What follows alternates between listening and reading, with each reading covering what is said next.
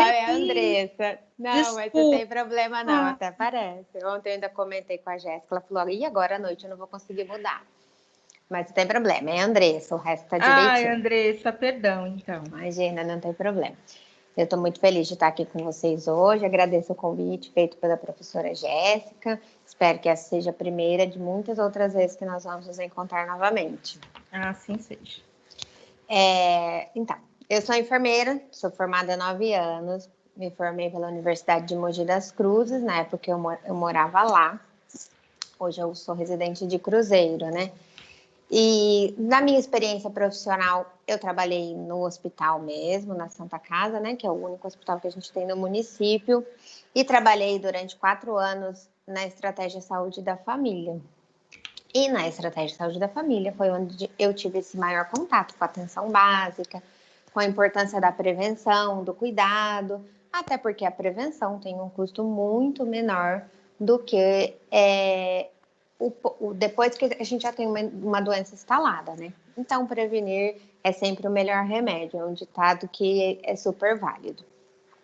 Eu tenho 3 pós-graduações, eu fiz neonatologia e pediatria, mas acabei nunca exercendo.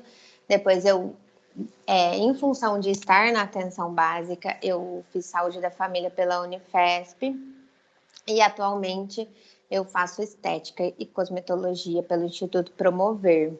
Então, no momento, eu não trabalho mais especificamente dentro de um hospital ou dentro da atenção básica. Eu migrei para a área da estética. E mesmo assim, eu acabo lidando muito com isso, porque eu faço pós-operatório de mama, pós-operatório de paciente oncológico que fez retirada da mama ou já fez inserção da prótese. Então, eu ainda tenho esse contato com esse tipo de paciente. E hoje a gente vai falar um pouquinho, né, dessa questão. Nós estamos em outubro e a gente ouve-se muito falar, né, outubro rosa. E a gente fica se perguntando por quê, né? Da onde surgiu essa ideia? Da onde veio essa questão? E veio exatamente dessa necessidade da gente fazer essa campanha de prevenção. O Outubro Rosa ele iniciou lá nos Estados Unidos por volta de 1990, né, na década de 90, e o intuito era estimular a população da importância do controle do câncer. Por quê? A gente pensa muito nessa questão do autoexame como uma necessidade de detectar um nódulo. E não é. Eu acho muito engraçado que a minha avó fala muito isso para mim. Eu não vou palpar a minha mama para achar um nódulo e ver que eu tô doente, mas é um conceito completamente errado. O intuito da gente fazer o autoexame ou da gente estimular as mulheres, né, com quem a gente trabalha ou com quem a gente atende a fazerem o autoexame é o autoconhecimento. Então, a partir do momento que eu toco na minha mama, eu sei como ela é naturalmente. Então, se um dia eu tiver qualquer coisa diferente nela, eu vou saber, poxa vida, parece que ela não era assim. Parece que a cor dela não era assim. Parece que não tinha esse carocinho aqui. Ou parece que o bico do meu peito não era desse jeito.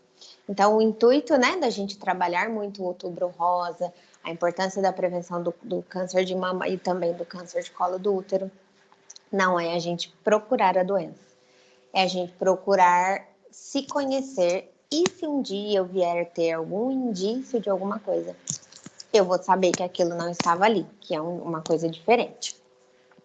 O que é o câncer de mama, né? Isso você já deve ter estudado, não sei que módulo específico vocês estão, mas a gente já ouviu falar bastante disso por aí. É uma multiplicação anormal de células. Então, nosso corpo está constantemente se renovando. Então, a multiplicação celular, a morte celular. E na mama acontece uma multiplicação errônea, por algum motivo que a gente, né? Pode ser genético, pode ser uma causa idiopática, pode ser um fator externo. As nossas células da mama se multiplicam de maneira errada. E aí a mulher vem a desenvolver o câncer de mama. Existem vários tipos de câncer de mama. Mas, assim, uma coisa que a gente tem que se atentar é que o câncer de mama é o segundo tipo que mais mata as mulheres em função de câncer, né? Ele só perde para o câncer de pele. do tipo não melanoma. Então, eu vou aproveitar, como agora eu sou uma profissional da estética, e lembrar todos vocês de usar o protetor solar diariamente e reaplicá-lo durante o dia. Isso é muito importante, que a gente passa de manhã e acha que está prevenido o dia todo, né? Mas pensem bem, um câncer que está em segundo lugar na lista dos cânceres que mais matam as mulheres. Não era para a gente ter o janeiro rosa, fevereiro rosa, março rosa, abril rosa. Pensem bem, gente. E assim, a gente separa um mês inteiro para falar dele, mas a gente não pode esquecer de, no restante do ano, a gente também lembrar as nossas mulheres o quanto é importante a gente se prevenir, né? E se cuidar. A gente fala muito das mulheres porque o câncer de mama atinge menos de 1% da população masculina. Então, o nosso foco mesmo precisa ser trabalhar a cabeça das mulheres. Por ano, nós temos 28% de todos os cânceres que são diagnosticados por ano, 28% desses são os cânceres de mama. Então, assim, quase, né, que 1/3 é só de câncer de mama. Então, é um índice muito alto. E assim, o que é mais curioso disso tudo é que se ele for detectado de maneira precoce, a chance de sobrevida, de recuperação, ela é enorme. Então, assim, o grande problema também é que às vezes o câncer de mama, ou quando ele já está numa fase em que ele dói, porque o nódulo está muito grande, ou ele está numa fase em que já está saindo líquido pela mama com um odor fétido, porque a mama já está em estado de putrefação. Então, assim, a gente precisa focar muito nessa questão da detecção precoce, do autoconhecimento. Eu sei como é meu corpo, eu sei como ele funciona, eu sei que a minha mama é assim, para a gente conseguir, né, se essa mulher vier a desenvolver o câncer, detectar de maneira precoce. Olha aqui, gente, se vocês quiserem falar, que eu percebo que vocês estão até brigando, vocês me interrompam, por favor, tá bom? Pede licença, professora, e a gente vai compartilhando as ideias. Porque senão eu fico falando sozinha e tô falando quase que olhando só para mim e para Michelle, tô ficando até triste já. O câncer de mama é raro, em menores de 35 anos, não significa que não possa acontecer, pode, mas ele é mais comum nas mulheres acima de 50 anos, é uma incidência maior. E ontem eu estava pensando sobre isso, né? Eu falei, poxa vida, será que a incidência do câncer de mama é maior em mulher de 50 anos? Porque elas só descobrem depois dos 50 anos? Já pararam para pensar nisso? Já pararam para pensar se aquela mulher, às vezes, não tem um nódulo na mama há anos, 40, com 40 anos ela desenvolveu, com 45, mas ela só foi detectar lá com 50, quando ele se tornou ou um nódulo palpável, ou quando ela teve algum outro sintoma. E eu comecei a me questionar ontem sobre isso. Poxa vida, será que poderia ter descoberto antes?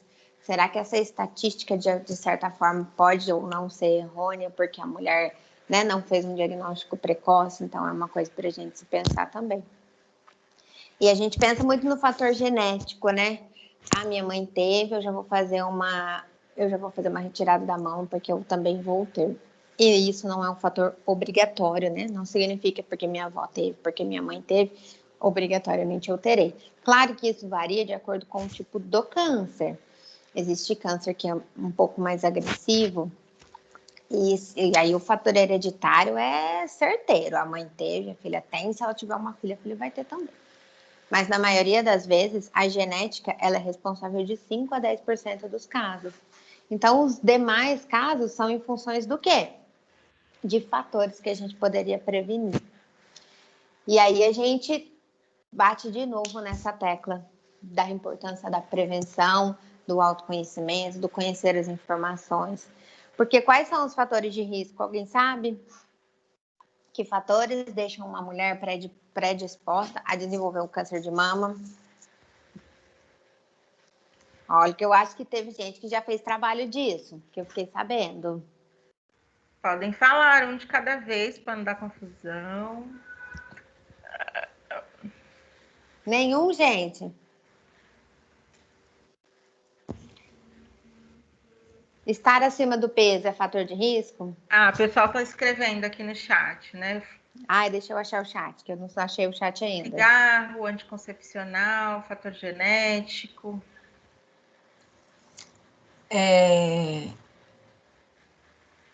Andressa, você não tem acesso ao chat. É verdade. Entendi. Só a gente nós que somos da ETEC. Ah, não, perfeito. Mas aí vocês vão me falando. Não, então, estou te sinalizando sim. Tá ótimo. A Gíulia escreveu o jeito que ela leva a vida, alimentação, peso, não realizar atividade física, acima do peso, fatores externos. Muito bem, é isso mesmo. Entre eles, né, o que ela citou mesmo, alimentação saudável.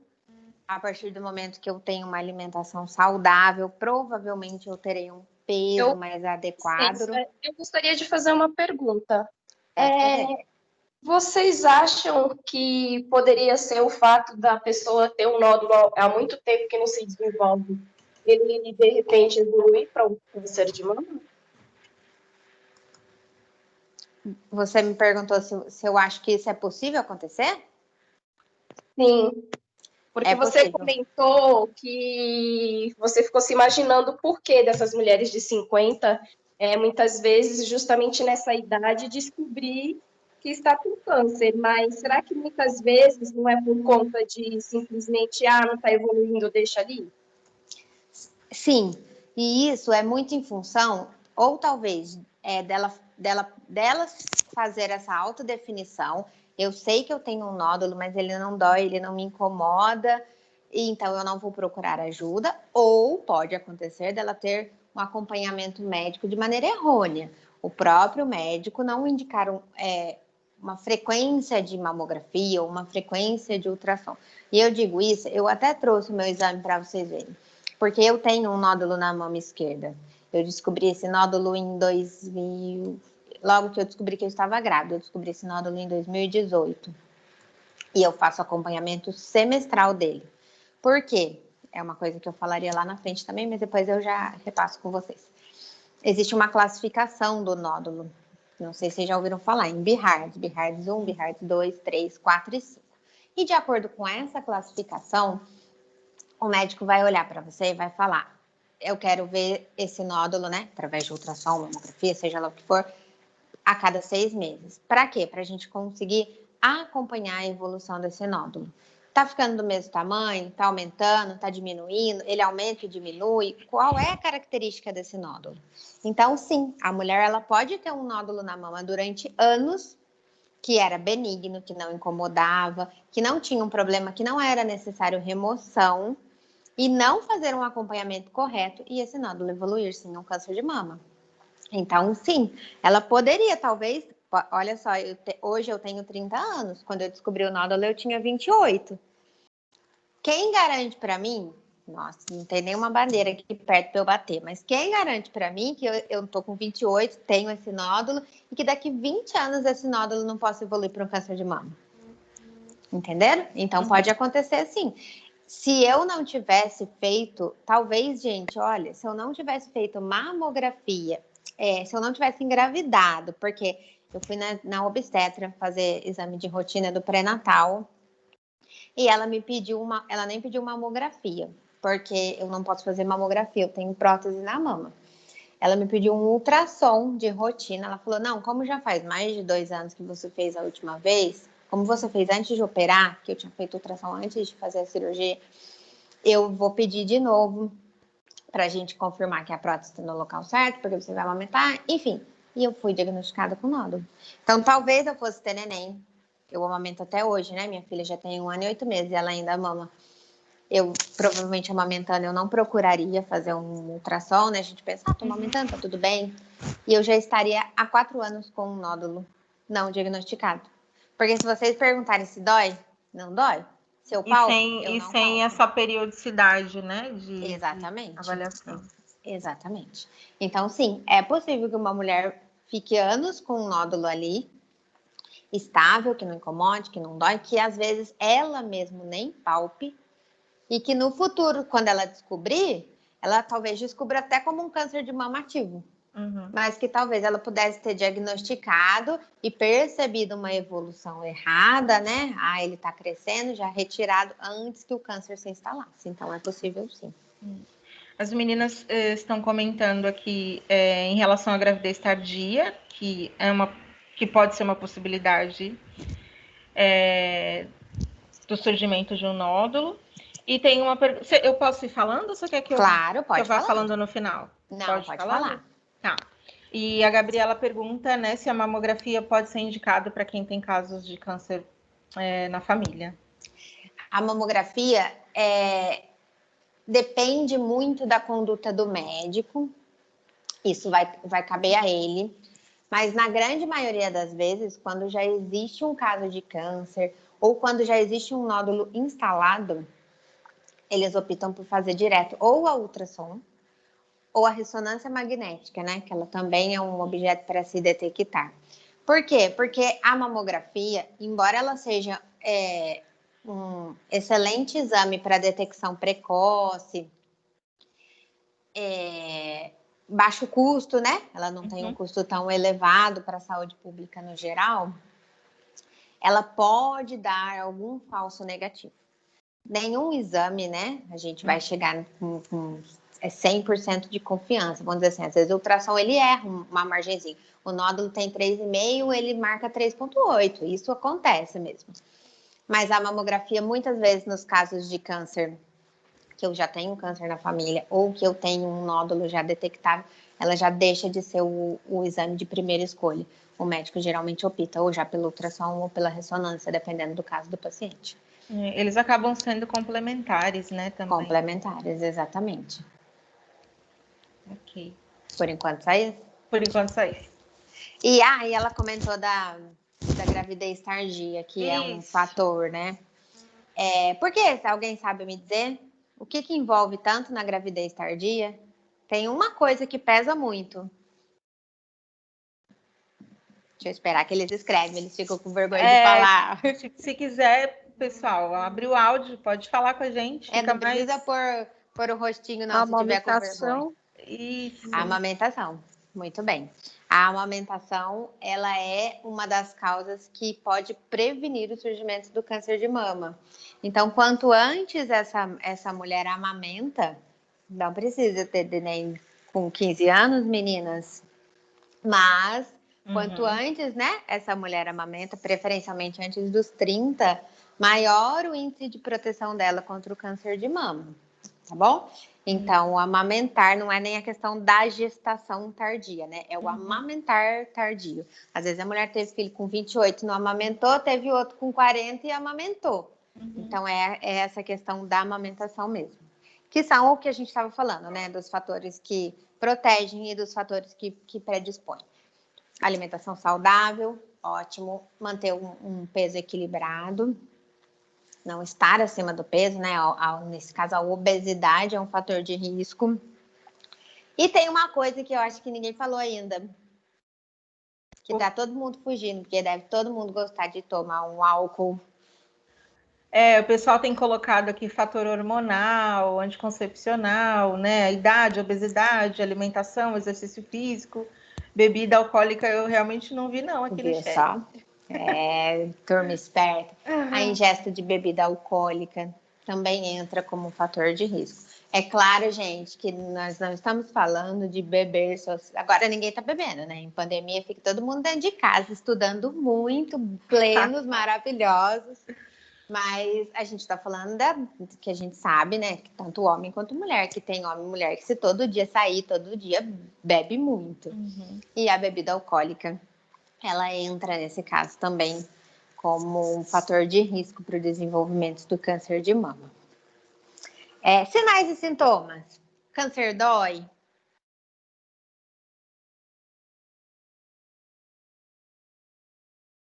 Fala para mim. Não tive, como é que eu vou saber? Na grande maioria das vezes não dói, gente. Nem o nódulo dói. Quando foi aquilo que eu falei para vocês. Quando ele chega na fase em que dói, é porque ele já está num estágio tão avançado que muitas vezes não é possível nem ter mais solução para aquele câncer. Quando eu trabalhava no ambiente hospitalar, eu trabalhava no andar do pós-operatório, né, na clínica cirúrgica. E uma vez internou uma paciente comigo, 42, 45 anos, eu não lembro ao certo, mas essa média, ela tinha até cara assim, olhando, ela tinha cara de mais nova, era uma mulher que se cuidava, que amava viver, viajar. Pensem, né? Eu acho que a gente da enfermagem acaba sofrendo mais ainda quando é alguém que ama a vida, que passa por uma situação dessa. E eu vou contar a história para vocês, é triste e vocês vão ficar pasmados, porque nós ficamos. O marido era fazendeiro e o marido lidava com vaca, sabe? Vaca, boi, etc, né? Ele fazia ordenha de leite, enfim. Ela não estava grávida, as filhas dela já eram todas moças. E ela deu entrada no hospital com a gente com uma mama que vazava muito pus, muita secreção purulenta, extremamente hiperemiada, inchadíssima, vermelha. Você não podia encostar.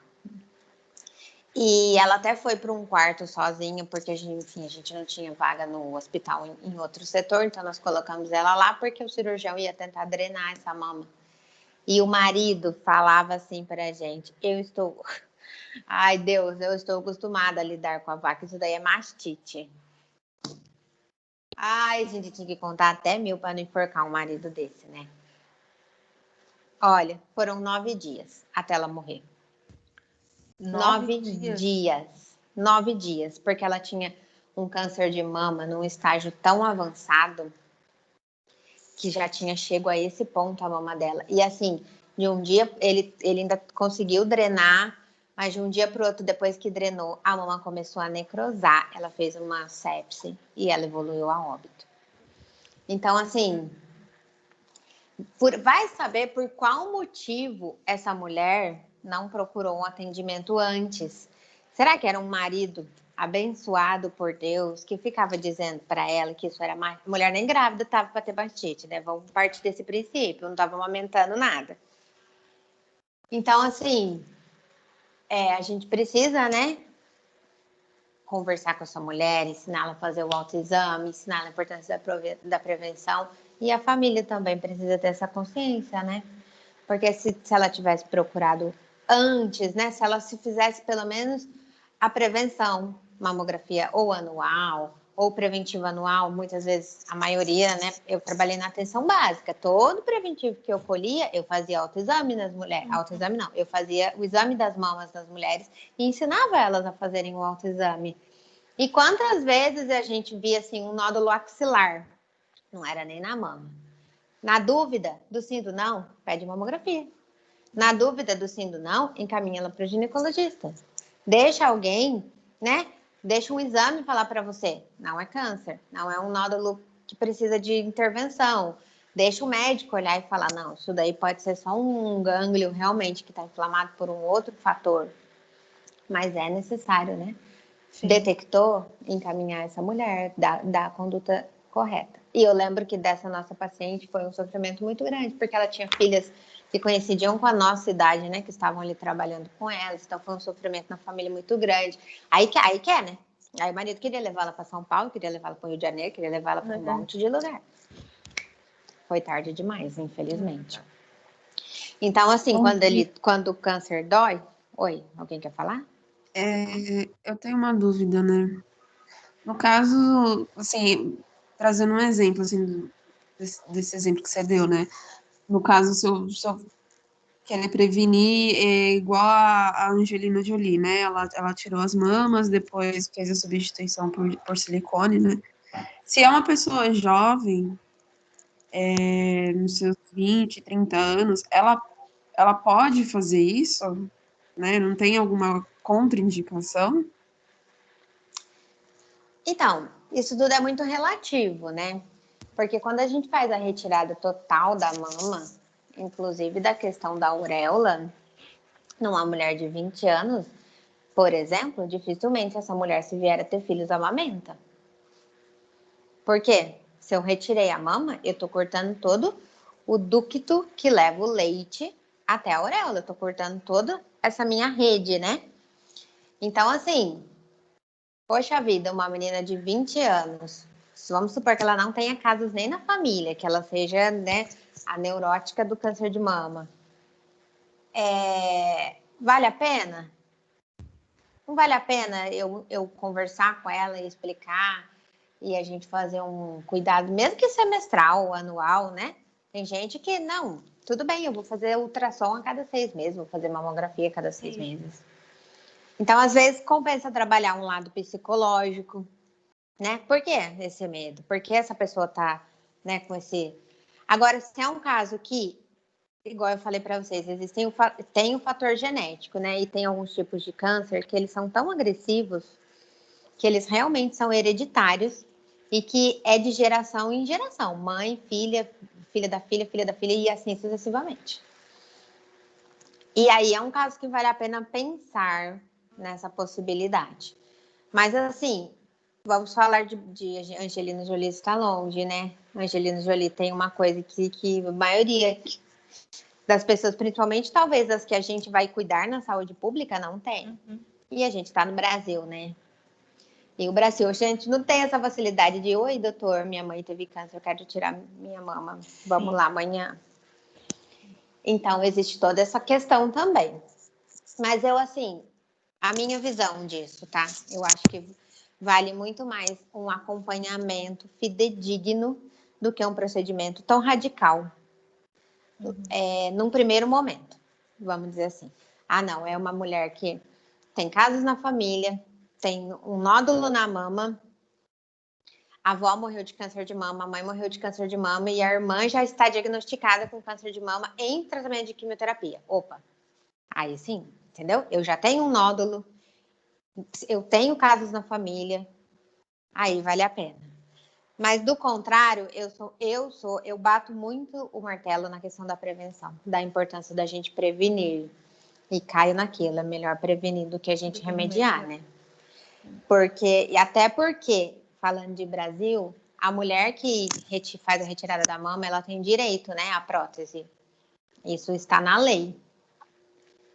Vocês sabem a questão da fila, né? Infelizmente, Brasil, país da fila.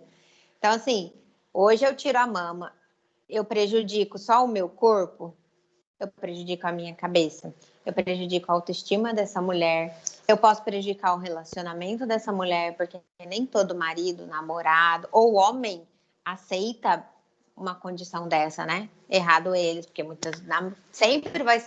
sempre será eles que vão estar perdendo, né? Porque uma mulher, por fato dela ter ou não, eu acho que, né, vale muito mais um caráter, uma boa índole do que um corpo. Enfim, acho que vale bem sentar, conversar, faz um acompanhamento com o psicólogo, pensa direitinho em todas as possibilidades e, na maioria das vezes, vamos tentar prevenir. Algo mais? Andressa, tem uma professora... Ah, tá. Tem a Renata, nossa professora, e tem mais alguém com a mãozinha levantada. Tudo bem, Andressa, aí respondendo? Ou você quer dar continuidade, depois volta? Não, vamos respondendo. Então, beleza. Posso colocar, então? Oi, Rê, pode, bom dia. Bom dia. Então, justamente com a pergunta da Marcela, que ela falou da Angelina Jolie, aí eu estava pensando aqui, porque, assim, a vida da mulher mudou, né?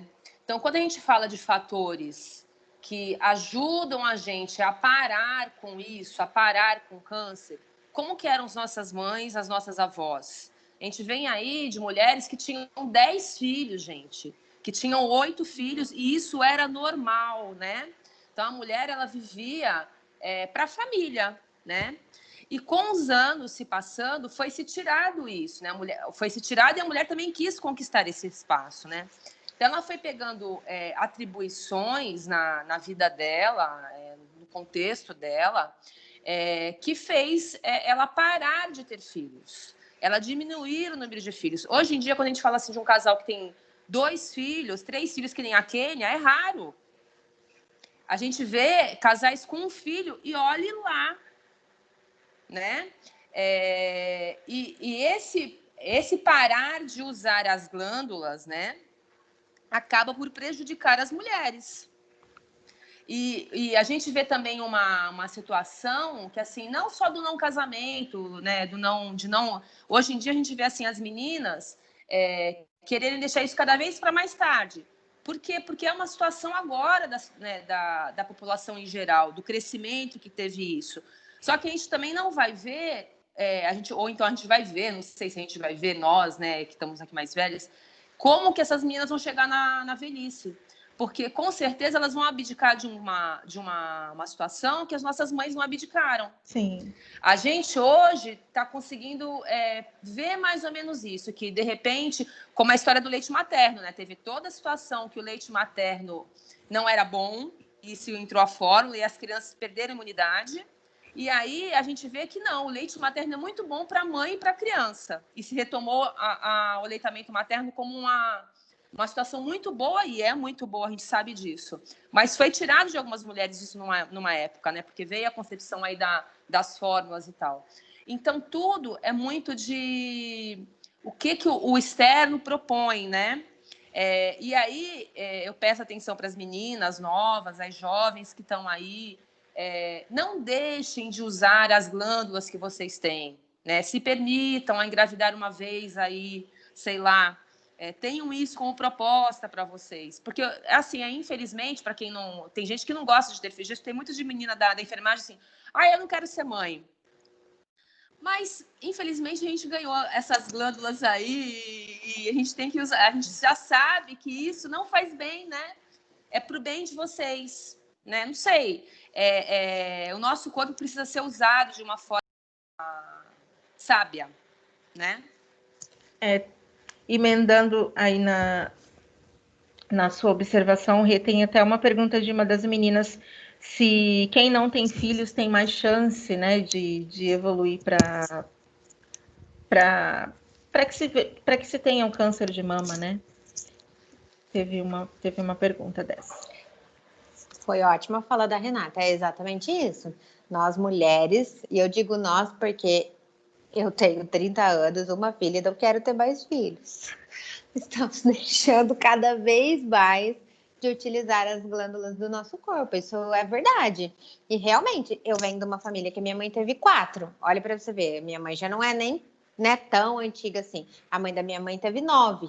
Então, de fato, isso é um fator. As mulheres utilizam cada vez menos, né, as glândulas que estão dispostas no corpo. E tem outra coisa também, né, Renata? Nós estamos na geração da vaidade, do corpo perfeito. Sim. Então, pontue por mim que com 26 anos sem filho, pus prótese. Entendeu? Sim. Então, além de eu não utilizar as minhas glândulas, eu ainda mexi no meu corpo, eu ainda alterei. Sim. Não estou dizendo que o silicone deixa a mulher propensa Não. a desenvolver o câncer de mama, nada disso. Mas poderia ser uma situação que talvez eu falasse, não, agora eu já tenho silicone, não vou nem ter filho. Entendeu? Exato.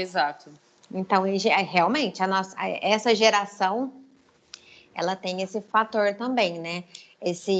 Muitas vezes, até por uma questão financeira, não vou ter filhos, ou não vou ter muitos filhos pela questão financeira, tá difícil criar, a escola é caro, enfim, por N fatores. Mas nós realmente estamos deixando de usar o nosso corpo na sua totalidade, né? Na maneira como ele é. E às vezes eu acho que também a parte emocional acaba afetando muito, sabe? Às vezes a mulher que chega lá, às vezes ela tem uma visão agora, quando ela tem 20, 30 anos, né? E aí ela fala, não quero ter filhos. Mas quando ela chega nos 40, nos 50, ela sente falta disso às vezes. E isso traz também um pesar emocional, né? E aí você vê aí cânceres que nunca tinham, tipo assim, não tem nenhuma razão fisiológica para isso acontecer, mas ele aparece. Sim. Né? Será que eu não vivi aquela parte que eu queria ter vivido? Será que abdiquei de algumas situações, né? Então aí é uma situação para se pensar muito, né? É uma coisa tão relativa e pessoal também, né? É como a história da Angelina, né? Que a Marcela pontuou. Ela tem outra, o foco dela de vida, com certeza, é bem diferente, muito diferente de todas as, né? É outro foco. Sim. É que nem a Cláudia Raia quando pega e coloca a perna dela no seguro, né? Porque ela sobreviveu das pernas e tal. Então é outra visão, né? Outra situação. Mas era isso que eu queria colocar. Obrigado, gente. Obrigada, Rê. Mas ainda falando relacionado a esse pensamento da Renata, eu vou contar outra história para vocês. Como a gente mora longe, vocês não vão saber de quem eu tô falando. Eu tenho uma moça que me ajuda em casa. E com ela são 6 irmãs. São 6 irmãs e 2 homens. E a mãe dela morreu de câncer de mama. E olha que engraçado. A Renata falou isso, eu pensei nisso na hora. Das 6 irmãs, 5 são mães. Mesmo que de um filho apenas. 5 foram mães. Uma não teve filhos. Quem teve câncer? Aqui não é mãe. Sim. Aqui não é mãe. Então, assim, baseado nisso que a Renata falou, né, da gente não utilizar, não estou dizendo que é por isso, que entendeu? Mas olhem, pensem nessa correlação, né? Não A deixa mãe de teve ser um uma câncer de determinada predisposição, né? Enfim. Entenderam? Quem garante que as que foram mães, né, mesmo que amamentaram, sei, 1 mês, 2 meses, 3 meses, já não bloquearam esse fator genético, né? Porque utilizaram as glândulas. E essa que não foi mãe, talvez foi a que pegou, né? Porque a herança genética vem. Depende muito do seu organismo vir a desenvolver a doença ou não. Não necessariamente porque você tem ali, né, o fator genético, você vai desenvolver a doença. E vocês já pensaram? É uma coisa que leva a gente né? É verdade, uma reflexão. A pensar, uma reflexão. Exatamente. A Marcela pergunta aqui se colocar silicone interfere na amamentação. Não. De maneira geral, não. O que eu trabalho, ainda que eu trabalhe na estética, eu faço consultoria de amamentação. E o que eu tenho observado, eu ainda não coloquei isso como um estudo, eu preciso fazer um estudo disso né, de maneira correta, mas o que eu tenho observado é que as mulheres que fazem a mama existem maneiras, né? Você pode fazer por via axilar, você pode fazer inframamário, né? Que é um cortezinho abaixo da mama, ou você pode fazer pela auréola. E eu tenho observado que as mulheres que fazem pela auréola encontram uma dificuldade maior no amamentar do que as mulheres que fazem pela região inframamária. E assim, o que é que a gente pode pensar através disso? Quando a gente faz pela região inframamária, a gente mexe muito pouco nos ductos, né? Da onde vem o ducto? O ducto vem dessa região, né? Como se fosse do pescoço para a região da auréola. Então, quando eu faço o inframamário, eu mexo muito pouco nesses ductos que estão aqui em cima. Já quando eu faço pela região da auréola, eu tenho um contato muito maior com esses ductos. Então, assim, eu tenho observado essa dificuldade. Não significa obrigatoriamente que seja em função disso. Mas o que elas mais queixam é que, embora o neném faça a pega correta, a posição esteja correta, que ele tenha boa sucção, é que a mama, né, quando ela evolui para um processo de fissura, ou tem muita mama que ela fica com uma característica como se fosse de uma assadura mesmo, né? Elas têm um processo de cicatrização ou de melhora dessa mama mais demorado. Então, assim, se você for no cirurgião plástico e falar para ele, eu quero colocar prótese, mas eu quero ser mãe no futuro e quero amamentar, que foi mais ou menos a minha colocação para o cirurgião. Hoje, eu não quero ser mãe, mas não garante que daqui 2 anos, 4 anos, eu não quero ter filhos. E ele falou para mim, não é empecilho para amamentar. Então, vai ser sempre essa a resposta deles, não vai ser empecilho para amamentar. Mas, assim, da minha experiência, do que eu tenho observado, algumas mulheres encontram dificuldade para amamentar, uma dificuldade maior quando ele é feito pela região da auréola. Quando ele é feito inframamário ou infraaxilar, as dificuldades são a mesma para todo mundo. O começo dói muito, gente. Alguém de amamentou vai saber do que eu estou falando. O começo dói muito, muito, muito. Mas também depois que melhora, é café com leite. Torna prazeroso até, né? Exatamente. Depois que melhora, é prazeroso. Eu tive problemas para amamentar. Eu tenho um Instagram da minha filha que eu conto essa história. Com 64 dias, eu amamentei a primeira vez sem dor. 64 dias. E a primeira vez que eu sentei e ela pegou o peito assim e foi tranquilo. E hoje ela tá com ela, fez 1 ano e 8 meses. E eu acho que ela não vai largar tão cedo, porque ela é a doida do mamazinho. Oh, meu Deus. Mas, né, eu penso assim, eu consigo, né, eu tenho leite, eu consigo amamentar, para que eu vou tirar a menina do peito? E eu ainda tô me prevenindo contra o câncer de mama. Para que eu vou tirar a minha filha, entenderam? Então, assim, vai muito da rotina, né? Isso que a Renata falou, a rotina da mulher hoje ela é completamente diferente. Eu trabalho, eu preciso sair, eu fico longe dela. Mas, enfim, o silicone não é uma contraindicação para a amamentação. Pode ocorrer casos que a mulher tenha mais dificuldade. Pelo que eu observo, a região aureolar parece que dificulta um pouquinho mais a amamentação. Mas ele não é contraindicação e ele não é, se colocar, não vai amamentar, tá bom? Muito pelo contrário. Acho que a amamentação é um processo que você precisa trabalhar aqui, ó. Eu quero amamentar, é importante, eu vou conseguir. E não ouvir, né? As histórias, leite fraco, leite que não sustenta, e blá, blá, blá, e que vocês já devem saber, principalmente as que são mães.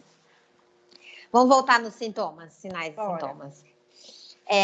A dor, então, como eu disse para vocês, é raro. O nódulo, geralmente, ele está presente. A maioria dos cânceres de mama são detectados a partir do nódulo, né? Ou que a mulher sentiu, ou que foi detectado durante uma mamografia, ou durante um exame, foi fazer o Papa Nicolau, né? O exame preventivo de câncer de colo do útero, e o profissional acabou palpando o nódulo.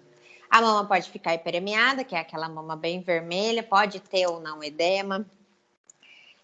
Existem alguns casos que ela fica com aspecto de casca de laranja.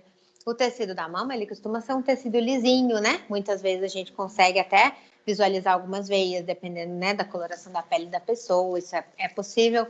E a gente começa a ver ele com essa característica específica da casca de laranja. A casca de laranja é como se ela não fosse furos, mas como se ela tivesse umas pequenas derivações. E pode acontecer isso na mama também. Pode ter alterações. Né? Quem falou comigo? Não, eu que comentei, fica áspero, né? Áspero, exatamente. Essa sensação. Alterações no bico, o bico pode se inverter de repente, ele pode mudar o formato, ele era redondinho, ou sabe quando a gente fica arrepiada e, né, o bico ele acaba fazendo uma protuberância, isso pode parar de acontecer, isso também pode ser característico no câncer de mama. Nódulos nas axilas, como eu falei para vocês, às vezes o nódulo não é na mama em si, ele é axilar. E a saída de líquido. Quando a mulher chega num ponto, né, de extravasar essa secreção purulenta, o pus em si, provavelmente a gente já tem um estágio avançado do câncer de mama. Mas, a princípio, pode sair um líquido como se fosse uma aguinha. Ah, uma aguinha, imagina, pode ser alguma coisinha. Não, pode ser um sinal de um câncer ativo. O exame, que a gente já falou, né? O que faz diagnóstico O que é que a gente pode nos levar a ter uma suspeita de câncer de mama? O exame da mamografia. Se a mamografia não for bem definida, é solicitado a ultrassom. Em alguns casos raros, mas pode acontecer, solicita-se uma ressonância. Mas o que é que confirma o câncer de mama? Deixa eu dar os minutinhos do chat para ver se alguém me responde.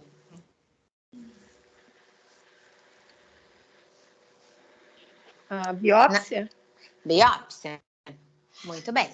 Se o médico tiver que seja um BIHARDS 4 ou 5 na mamografia, BIHARDS 4 ou 5 na ultrassom, ele vai falar, agora, gente, olha, a suspeita é o câncer de mama, mas nós vamos fazer a biópsia para a gente confirmar. E através da biópsia, ele consegue ver que tipo de tecido, que tipo de célula está ali. É benigno, é maligno, precisa de químio, precisa de rádio, precisa de tratamento hormonal, precisa de retirada da mama, precisa de abrir para eu ver o que é, tá bom? Então, a partir da biópsia, ele vai ter esse resultado definitivo e a conduta. Aí ele encaminha para o mastologista, para o oncologista, para quem quer que seja, e eles vão indicar a conduta correta para aquele tipo de câncer, para aquele tipo de tratamento. Isso. A Pamela colocou só a experiência dela aqui no chat, que ela tem um BIHARD 3, e o mastologista pediu somente acompanhamento por enquanto. Eu não consigo virar minha câmera, consigo? Acho que não, né? Como assim virar a câmera? Porque eu tô no celular, né? E eu tô na câmera frontal. Eu consigo virar minha câmera? Não, né? Acho que sim. Tenta clicar na sua fotinho e ver se aparece uma câmerazinha. Não, na minha fotinha não aparece nada, gente. Quando eu clico nela, não acontece nada. Mas, de qualquer forma, eu vou tentar mostrar para vocês. Eu trouxe mas era só para vocês terem noção, mais ou menos, do que é. É um ultrassom, como eu disse para vocês, né? Que eu mesmo tenho um nódulo. E tô na sala onde eu atendo, gente. Não reparem, não. Vou mostrar até em cima da maca. Vocês me digam se tá dando para ver, tá bom? Consegue? Sim. Olha lá, Sim. é uma ultrassonografia. Aí ele vai explicando, né? Mamilos íntegros, implante mamário bilateral no lugar correto, íntegro ao método. E aqui ele fala que eu tenho um nódulo, ele coloca mais ou menos o tamanho desse nódulo. Olha lá como é legal. Eles colocam sempre um parâmetro de reloginho para eles detectarem aonde está o nódulo, ó. A pele, às 2 horas da mama esquerda. Isso é como se fosse um relógio mesmo. Pensem na mama como um relógio. Pensem onde é 2 horas, que vocês vão ter mais ou menos noção de onde fica o meu nódulo. E eles explicam lá direitinho o tamanho do nódulo. O tamanho do nódulo é o que o médico mais observa quando ele vê o ultrassom. Tanto que todas as vezes ele fala assim para mim, me traga seu último ultrassom. Então, eu levo o último que eu fiz e o que eu tiver feito atualmente. Por quê? Ele vai saber se o meu nódulo tem as mesmas características e o mesmo tamanho ou se ele está mudando. E aí, ó lá, nódulo na mama esquerda, categoria 3, pelo BIHARDS, recomendação, isso aqui do laboratório, né, do controle semestral. Entenderam? Conseguiram ter um pouquinho de noção? Sim. O BIHARDS 3, o laboratório, né, colocou como semestral, mas eu ainda faço anual, principalmente porque eu estou amamentando. Como eu disse, eu não faço a mamografia, né, em função da prótese, não é mais possível. Só o... Desculpa, Andressa, acabei falando junto com você. É que uma das meninas fez essa pergunta sobre isso que você está falando agora, se a mulher que tem silicone pode fazer a mamografia. Desculpa, é que você falou, eu acabei olhando a pergunta. Imagina, não tem problema. Não é recomendada a mamografia, porque a mamografia você faz compressão da mama, né? E quando eu faço compressão da mama com uma prótese lá dentro, primeiro, eu vou morrer de dor, porque vai doer. E segundo, que eu corro o risco de eu danificar de alguma forma essa prótese. Então, não é indicado. A partir do momento que a mulher coloca... Porque todo mundo pensa assim, né? Põe silicone, tem dinheiro, pode fazer qualquer exame. Então, não funciona exatamente assim, não, viu? Às vezes a gente faz até empréstimo para colocar silicone. Conheço um monte de pessoas assim. Enfim, mas aí é só ultrassom. Aqui na cidade onde eu moro, a diferença do custo da mamografia para o ultrassom, né, no particular, não dá muita diferença. Não é uma diferença assim, a mamografia é R$50 e o ultrassom é 120. Não, a mamografia acho que é 90 e o ultrassom é 120. Então, não é uma diferença exorbitante. Mas eu já ouvi mulheres me falar que a diferença era grande e que daí, como é que ela ia ficar fazendo ultrassom todo ano? Uma vez por ano, né? Todo ano, gasta com tanta coisa, mas não gasta para cuidar de si mesmo. E se ela podia fazer a mamografia. Então, a mamografia não é indicada nos casos de prótese, não. Eles recomendam sempre o ultrassom. Tudo certo por aqui? Perguntas? Tem sim, a Pamela. Ela, acredita a médica, né? Pediu mesmo só ultrassom com Doppler depois de 6 meses. Fiquei com medo porque minha mãe fez uma cirurgia de BIHARD 4 no começo deste ano. Este fator genético influencia alguma coisa? Se influencia ela a ter? Acredito que sim. É isso, Pamela, que você está querendo dizer? Sim, é isso mesmo. O fator genético, ele influencia de 5 a 10% dos casos de câncer de mama. Mas isso está muito mais relacionado ao tipo de câncer que a sua mãe teve do que ao câncer de maneira generalizada, entendeu? Então, foi como eu disse, existem alguns tipos que eles são mais agressivos e conforme passados, né, na genética, a filha tende a desenvolver também. Então, o seu caso é um caso que precisa de acompanhamentos, principalmente se você já tiver algum tipo de nódulo, algum tipo de incômodo na mama, precisa de acompanhamento sim, ou semestral, ou anual, se não tiver nódulo nenhum. Mas era bom também, quando você for no médico, você levar, além da classificação do BIHART, o tipo de câncer que a sua mãe fez, né? Fez a retirada, o nome direitinho, para o seu médico ver e saber que acompanhamento ele pode sugerir para você, tá bom? Sem perguntas no chat? Eu tenho uma pergunta. No caso de para quem põe a prótese, você falou que recomenda mais ultrassom. E caso eles precisem de algum exame complementar, qual seria no lugar? Então, geralmente o exame que permite verificar o nódulo em si, depois do ultrassom, já é a ressonância magnética. Mas a ressonância, ela tem um custo bem elevado, né? Então, é bem relativo. Se houver um nódulo ativo, por exemplo, no meu caso que tem um nódulo, se eu precisar de um segundo exame que não seja o ultrassom, o médico já vai me mandar direto para biópsia, ele já me avisou disso.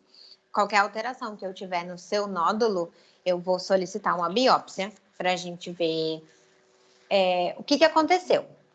Porque, por exemplo, se o nódulo cresceu, significa que eu estou tendo multiplicação celular. O nódulo não cresce do nada. Então, se tem multiplicação celular, eu quero saber que tipo de célula que está multiplicando ali dentro. Então, geralmente, fez o ultrassom, não teve um resultado fidedigno, ou ele quer um exame complementar, ou ele vai pedir uma ressonância, ou ele já vai pedir diretamente uma biópsia para ter um respaldo, né, ou uma informação mais fidedigna. Ok. Certo? Eu queria só dar uma passadinha com vocês na questão do câncer de colo de útero, né? Porque eles acabam que, de certa forma, principalmente para quem for atuar na atenção básica, eles estão entrelaçados, vamos dizer assim. Né, na estratégia de saúde da família, quem faz a coleta, na maioria das vezes, desse exame preventivo do colo do útero, que é o Papa Nicolau, né, o exame preventivo, que a gente ouve falar, é o enfermeiro. E assim, eu considero, na verdade, é uma conduta correta, que eu sei que nem todos os colegas fazem, mas eu considero muito inteligente o enfermeiro que já associa coleta de preventivo, né, coleta do Papa Nicolau com o exame das mamas ou com solicitação da mamografia. Na estratégia de saúde da família, até o carimbo do enfermeiro é válido para essa mamografia de rastreamento.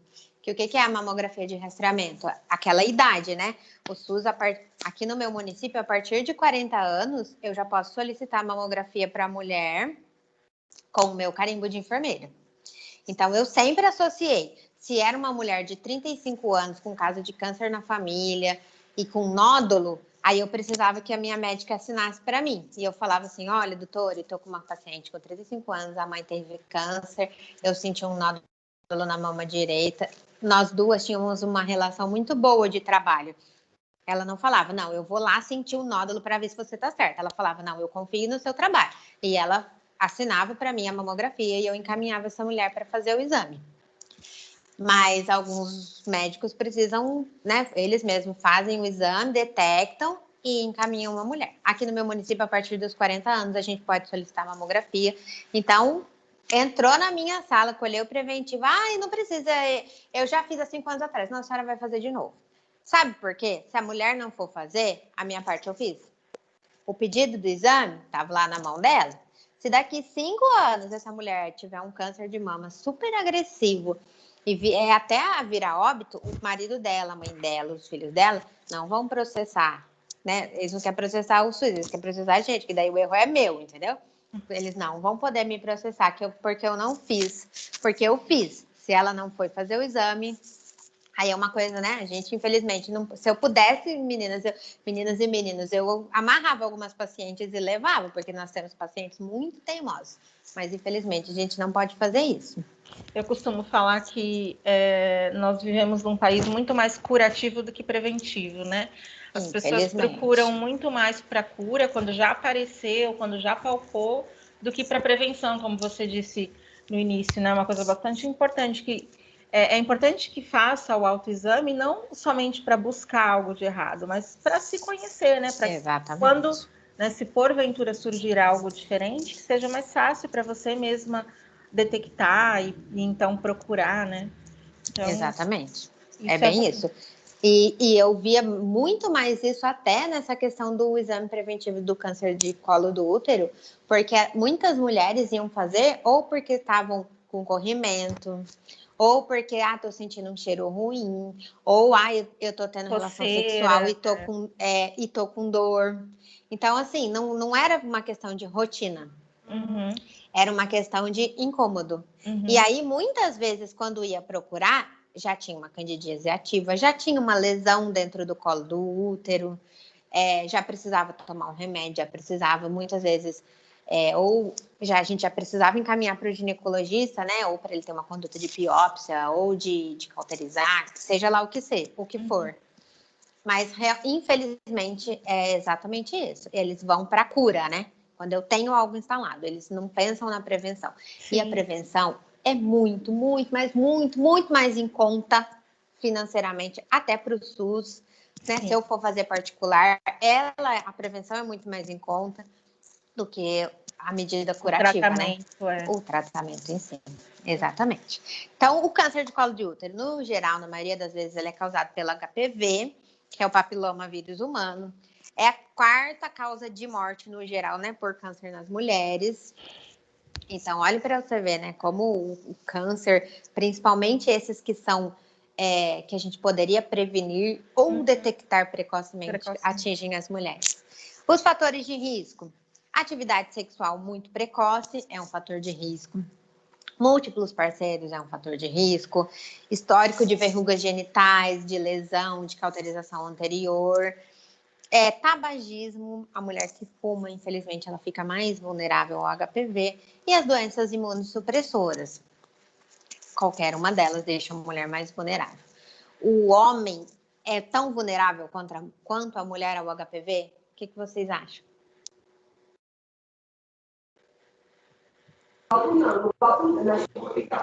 Eu acho que no homem deve ser menos.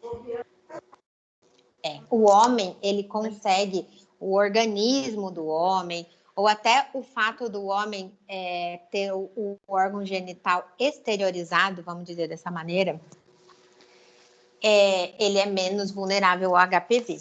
Mas eles nos colocam em estado de vulnerabilidade. E é aí que entra essa questão dos múltiplos parceiros, porque a mulher que ela tem múltiplos parceiros, principalmente, né, se ela não fizer o uso da camisinha durante a relação sexual, talvez o homem tenha um HPV sem nenhum problema para ele, mas ele transmite esse HPV para a mulher. E na mulher, o HPV acaba sendo muito mais prejudicial, vamos colocar dessa maneira. A maioria das infecções por HPV, elas não evoluem. Então, assim, às vezes a mulher tem contato com HPV, mas o próprio organismo dela combate esse vírus, né? Nós temos principalmente a vagina da mulher, ela tem bactérias que residem ali que conseguem combater outras bactérias, outros vírus. Mas, em poucos casos, ocorrem as alterações celulares, né? Que nós sabemos que o câncer é uma alteração celular.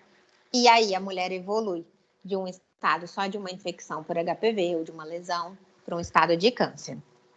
Quando a mulher descobre logo no início, quando há detecção precoce, quase 100% dos casos de câncer a gente consegue cura, se houver tratamento, mas quando ele já está instalado em estágio avançado, daí infelizmente.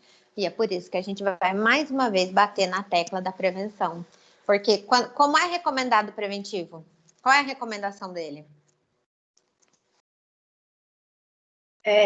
Uma vez por ano, né, normalmente. Anualmente, exatamente. Principalmente a mulher na idade em que ela, né,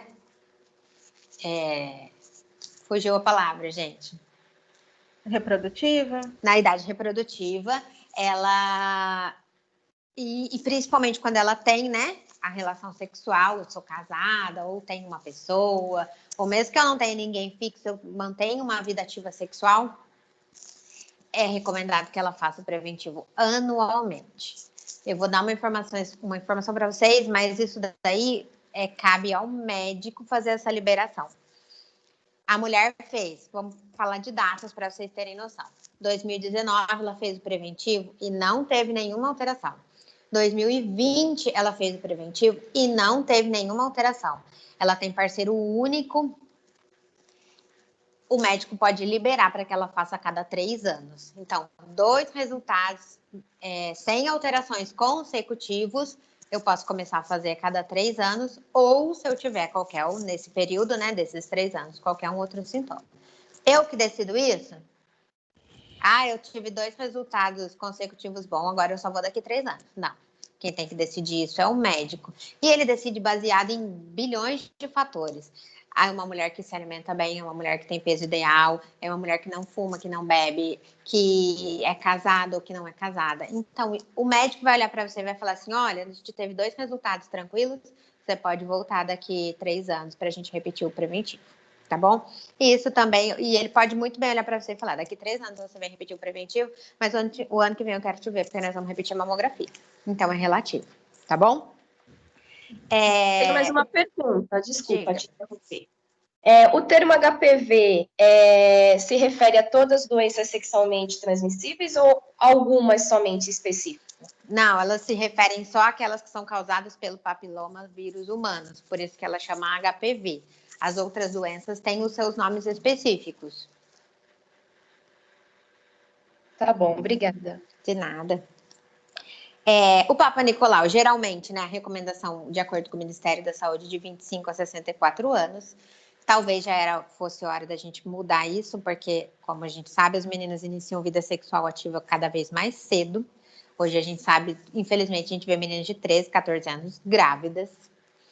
Então, assim, talvez já fosse hora, né, de colocar a partir dos 18 para cima. E essa questão do idoso também depende do médico liberar. Tem médico que tem idoso, idoso não tem mais atividade sexual.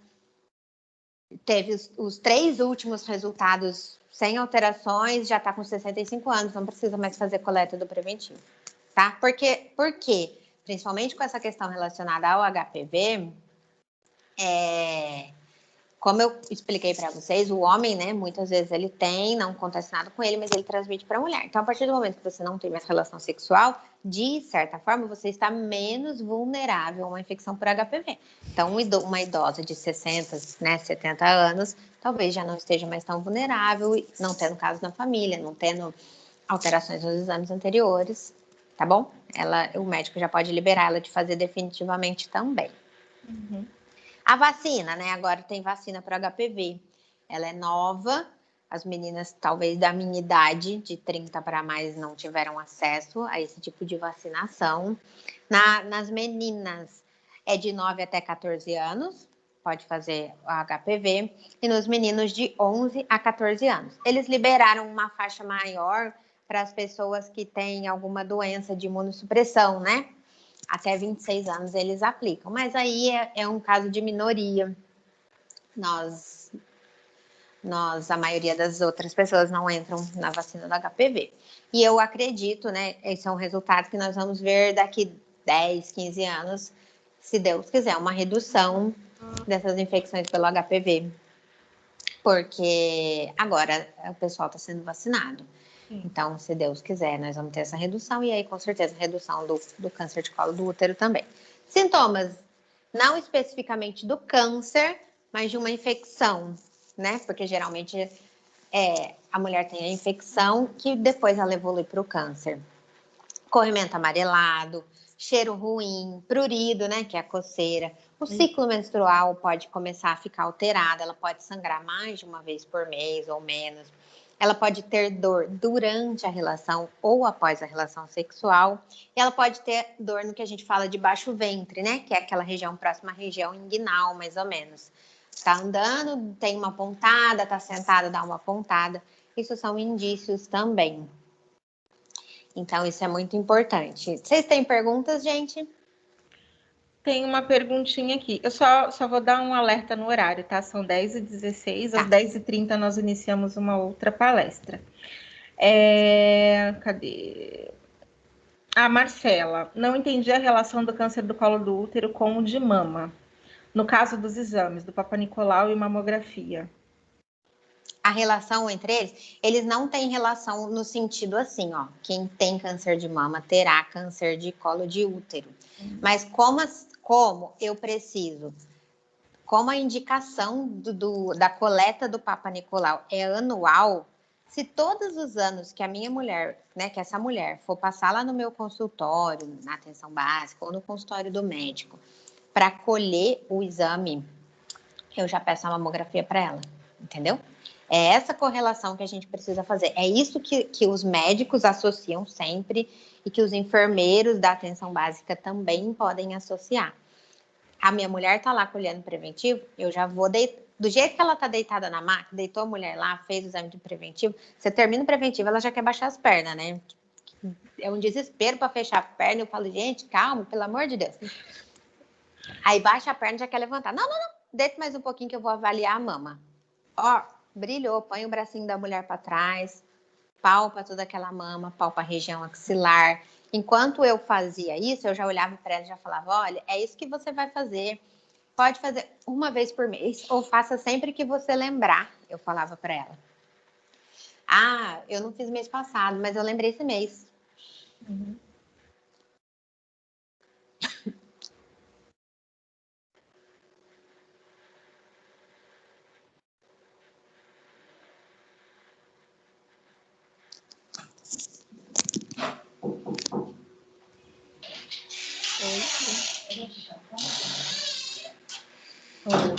Andressa? Gente, estão me ouvindo? Estamos, sim, agora Voltou? sim, te ouvindo e te vendo, sim. A gente vai fazer essa associação. E já ensina a mulher, quando você não lembrou mês passado, lembrou esse mês, vai lá, para um pouquinho.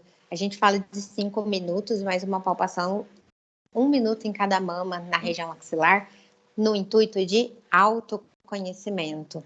Não no intuito de, deixa eu ver se tem um nódulo aqui, negativo. E, na verdade, se a gente começar a trabalhar isso na cabeça das mulheres, a gente vai ter um resultado muito mais positivo e eficaz do que se a gente ficar falando procure nódulos. Verdade. Não, se conheça, entendeu? Saiba como é a sua mama naturalmente no dia a dia. Porque se um dia qualquer coisa, gente, textura da pele, aspecto, líquido saindo, nódulo, dor, volume, ela vai saber identificar que essa mama tá diferente, tá? E com relação... Será que ela entendeu o que eu expliquei da associação? Marcela? Entendi, sim. Não tem associação de quem tem um terá o outro, mas tem associação de que dá para eu prevenir os dois no mesmo momento. Foi na consulta, já colho o Papa Nicolau e já encaminho, né, ou indico, ou instruo a fazer o exame da mamografia. Perguntas, pessoal? Dúvidas? Histórias para me contar? Eu adoro histórias. Eu tenho uma história. Posso? Me conta. Eu vou falar da minha tia. Ela chegou a tirar um nódulo do ducto mamário. Ela tinha mais ou menos uns 46 anos. E aí ela fazia acompanhamento no ginecologista, né? E ele pediu para ela fazer uma mamografia. A minha tia, ela tem uma mama bem grande. É um absurdo. E aí ela fez esse exame e a minha bisavó, ela morreu de câncer de mama. Então a avó da minha avó morreu de câncer de mama. E a minha avó não tem, né? Até então. Ela tem 77 anos. E a minha tia fez esse exame e apareceu um nódulo. E uma das coisas mais marcantes de quando ela descobriu isso foi todo o estresse. Porque ela ficou muito nervosa achando, né, que ela ia ter algo grave, que isso ia prejudicar a vida dela. E ela fez todos os exames. Eu lembro que ela fez a biópsia para confirmar se era assim ou não. Ela não sentiu dor, não teve secreção, o peito dela estava normal, sem nenhum sinal.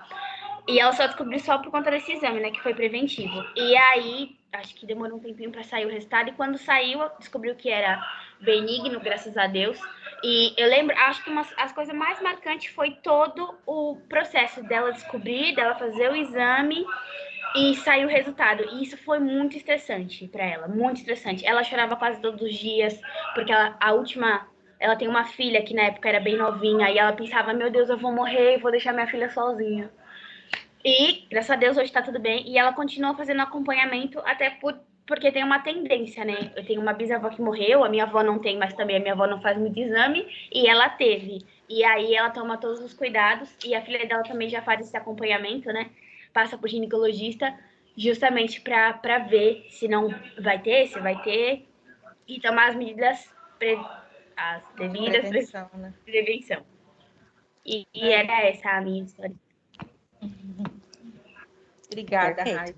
E essa é a questão, eu penso que isso é importante até na questão do não mandar a mulher procurar nódulo, mas falar para ela que é importante ela fazer o exame para ela se conhecer, porque qualquer nódulo que a mulher palpar na mama vai gerar esse estresse nela, entendeu? E às vezes a mulher acontece muito da mulher ter um nódulo benigno, ou por exemplo, no meu caso que amamenta, a mulher ter um depósitozinho de leite ali que calcifica e faz um nódulozinho pequeno, às vezes ele dissolve, às vezes ele fica ali, nunca acontece nada com ele. E gera esse estresse, às vezes, muitas vezes desnecessário. Então, o intuito é realmente conhecer a sua mama, e se um dia vier ter alguma coisa, você procurar tratamento ou procurar ajuda médica no tempo correto, né? Acho que isso é o mais importante. Outra pergunta? Andressa, as meninas estão agradecendo pelos seus esclarecimentos. Teve uma das meninas que pontuou que achou super legal a questão da vacina do HPV para os meninos. Tem aqui, eu vou fazer a última pergunta, né, para a gente não atropelar ao próximo palestrante. A Priscila coloca aqui, sobre metástase, tive uma vizinha que perdeu uma mama e logo em seguida teve metástase no cérebro. Aconteceu por causa do câncer de mama que alastrou, ou ela teve os dois câncer, porque já teria? Depende, entendeu? Ela pode ter uma malignidade em 2 lugares diferentes, ou realmente pode ser um câncer metastático, né, que saiu da mama e foi para o cérebro. Isso depende muito do tipo do câncer. Existem alguns cânceres que, por exemplo, eles iniciam na mama e eles progridem para os ossos, por exemplo. E existem alguns tipos específicos que iniciam na mama e migram, né, para sistema neurológico. Então, ou pode ser os dois, ou pode ser realmente uma metástase. Daí eu não consigo te afirmar com certeza. Isso. Eu vou só abrir aqui para a Fabi para fazer a última pergunta, tá bom? Tá bom. Fabis? Oi, professoras, bom dia. Eu só queria tirar uma dúvida quanto ao câncer de colo de útero. Todas as verrugas de HPV, mesmo as que são para... E? Fabi, não estamos te ouvindo.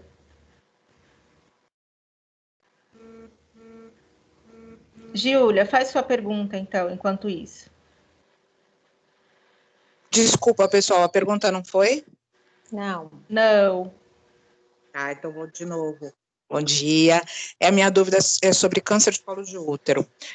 Todas as verrugas de HPV, elas são cancerígenas, mesmo as que são classificadas como tipo 6, tipo 11, que eu já li algumas vezes que elas não seriam cancerígenas? Não, nem todas são cancerígenas. Isso daí é muito relativo. Existem algumas que têm tratamento que não específico do câncer, entendeu? Elas podem ser cauterizadas, ou o ginecologista, né, pode utilizar outro método, mas não obrigatoriamente cancerígenas. Tá, ok, obrigada. Giulia, dá tempo, faz sua pergunta, a última. Bom dia, desculpa. Eu tenho uma historinha e uma pergunta em seguida. A minha sogra, ela teve câncer de mama, foi diagnosticado bem tardio já, teve metástase. Infelizmente, ela veio a falecer. A minha pergunta é, o filho dela, mesmo sendo homem, tem algum risco? Não tem histórico na família, ela foi a única. E ela teve uma gravidez tardia já. Ela amamentou, mas foi tardio também. Ela separou, então ela teve depressão. Foi, assim, uma história bem, bem triste. E a minha pergunta é, esse ciclo de câncer, ele pode prosseguir? O filho dela pode ter? Se eu tiver um filho com ele, no caso, o nosso filho pode ter também? Ou é uma coisa que foi só aleatória? Aparentemente, de acordo com os dados que você nos informou, parece que foi uma coisa específica dela, que não tem uma herança genética, né? Que não é hereditário. Mas eu vou bater o martelo nisso de novo. A prevenção não quer demais. Então, pelo sim, pelo não, o seu marido deveria fazer um acompanhamento, tem idade para fazer o exame da próstata, faça o exame, faça a coleta primeira, geralmente é de sangue, depois, se necessário, é o exame do toque, né? Pelo sim, pelo não, se previna. Eu tenho uma pergunta ainda, são 10h26, né? Eu sei que a outra palestra começa às 10h30, mas é bem rapidinho. A pessoa que ela tem a prótese de silicone, o cuidado na prevenção é maior com o câncer? Não. O cuidado quando a pessoa tem prótese é o mesmo cuidado de uma pessoa que não tem a prótese. No meu caso, como eu detectei o nódulo, eu faço esse acompanhamento anual de acordo com o pedido do meu ginecologista. Mas se eu não tivesse o nódulo, provavelmente eu teria feito um ultrassom quando eu engravidei, né, por rotina de pré-natal, e aí até hoje ele não teria pedido para repetir. Eu não tenho caso de câncer na família, como eu falei para vocês, eu não tenho caso de câncer na família, eu não estou acima do peso, eu não ingiro bebida alcoólica exageradamente, só um pouquinho, e eu tenho uma alimentação saudável. Então, baseado nisso, eu acredito que ele não teria pedido ultrassom. Eu só realmente faço periodicamente pela presença do nódulo, que é BIHARDS 3, né? Então, o 3, ele pede um acompanhamento melhor. Ok. Obrigada. Vamos fazer uma aula só da prótese, tá bom? Daí vocês fazem todas as perguntas, dúvidas. É verdade. A Bia coloca aqui para a gente, a Beatriz, né? Como é que a gente pode fazer para que as mulheres tenham mais consciência, né? Quanto essa importância da realização da questão preventiva, né? Ela coloca assim, somente através de conversa. Olha, gente, nós como profissionais da saúde, nós temos uma grande influência nas pessoas de uma maneira geral, porque, né, não sei no caso de vocês, mas vocês também devem acabar ouvindo. Eu ouço muito, você é quase médica, não é um elogio, viu? Não passa nem perto de elogio. Mas eles acabam levando muito a sério aquilo que a gente fala. Então, eu penso assim, que a conversa, né, o diálogo, ele é fundamental. Mas, assim, comece a propagar isso para as pessoas que estão próximas a você. Porque, às vezes, a gente fica assim, vou fazer um Instagram, eu vou bombar, vou explicar como é que faz, como é que não sei o quê, visando longe, e as pessoas perto da gente não têm essa informação. Entendeu? Então, começa assim, ó, põe na cabeça da sua mãe, põe na cabeça da sua tia, fala com a sua vizinha. Esse tipo de informação, ele acaba disseminando. Então, quando você dissemina... Exatamente. Quando você começar a falar para os que estão próximos isso, os demais vão acabar sabendo, entendeu? Mas existem 1 bilhão de ações que vocês podem fazer, inclusive um Instagram, uma equipe de mulheres motivadas. Eu adorei esse tema da palestra, né? O amor mora no peito, vamos cuidar deles. Olha aí para vocês lançarem uma campanha e revolucionarem como a turma do técnico que incentivou e todas as mulheres da determinada cidade fizeram mamografia naquele ano. Vão brilhar. Bacana. Andressa, a gente só tem mesmo a agradecer. Muito obrigada. Desculpa, viu, mais uma vez aí pela troca do seu nome. Imagina, não tem problema nenhum. Muito obrigada por ter participado com a gente aqui na nossa escola, né? Que você venha mais vezes com outros assuntos aí relacionados às suas áreas de atuação. Uma boa sorte para você em tudo que você faz, saúde para você e para sua bebê. E é isso, muito obrigada mesmo por todos os seus esclarecimentos. Obrigada, gente. Foi um prazer estar aqui. Se precisarem, eu estou à disposição. Obrigada. Mais fotinho ou deu? Eu acho que deu, amiga. Então tá. Se o pessoal quiser todo mundo abrir agora e falar um pouquinho para aparecer, porque às vezes a gente abre a câmera, mas aí não fala nada, aí não aparece para mim. Uhum. Então, se o pessoal quiser abrir a câmera agora, dá um oi. Isso, e falar alguma coisa. Vamos dar tchau, todo mundo junto. Isso, Renata. Raíssa, fala alguma coisa, filha. Oi. Isso. Mais alguém para aparecer aqui na minha telinha? Pamela. Oi, Letícia, acho que você não apareceu também. Abre a câmera, fala alguma coisinha. Ainda tem uns espacinhos aqui na minha tela. Já tá aberta já, Camila.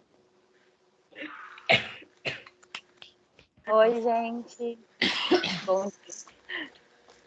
Apareceu, professora? Eu vou tirar print assim mesmo, mas tá faltando gente aqui. Vou encerrar nossa reunião, tá bom? Tchau, gente. Beijo, obrigada. Beijo, tchau. Tchau. Até a próxima. Até.